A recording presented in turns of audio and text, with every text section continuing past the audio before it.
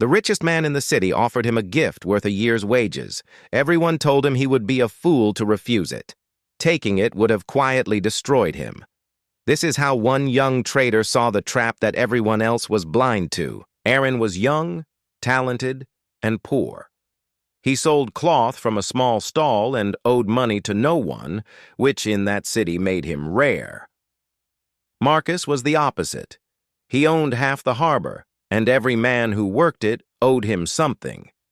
Debt was how Marcus owned people without ever buying them. One morning Marcus came down to the little stall himself. He praised Arin's cloth, his manners, his future. Then he offered him the keys to a fine warehouse by the docks, rent-free for a year. A gift, he called it. Just a gift between friends. Arin smiled and asked one quiet question. "What do you want in return?" "Nothing," said Marcus. "Only your friendship." But Arin had learned something on the docks. A gift is never free. It is a debt with a smile painted over it. The moment he took those keys, he would owe Marcus.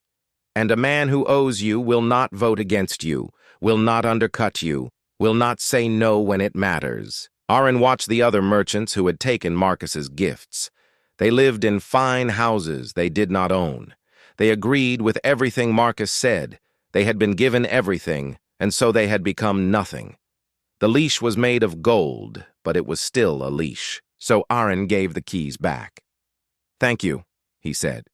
"But I will rent the smallest corner I can afford, and I will pay for it myself."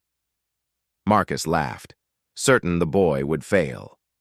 But a man who owes nothing can say no to anyone, and the freedom to say no is the only wealth that cannot be taken from you. Years passed. When the harbor turned against Marcus, every man he had gifted stayed silent, too indebted to defend him and too weak to replace him. Only Arin, who owed nothing, was free to rise. The small stall became a trading house. The man who refused the gift outlasted the man who gave it. Here is the principle. When something is offered for free, stop and ask who is really paying. Every gift creates a debt, and debt is a quiet kind of ownership. Accept what you can repay, refuse what is meant to bind you.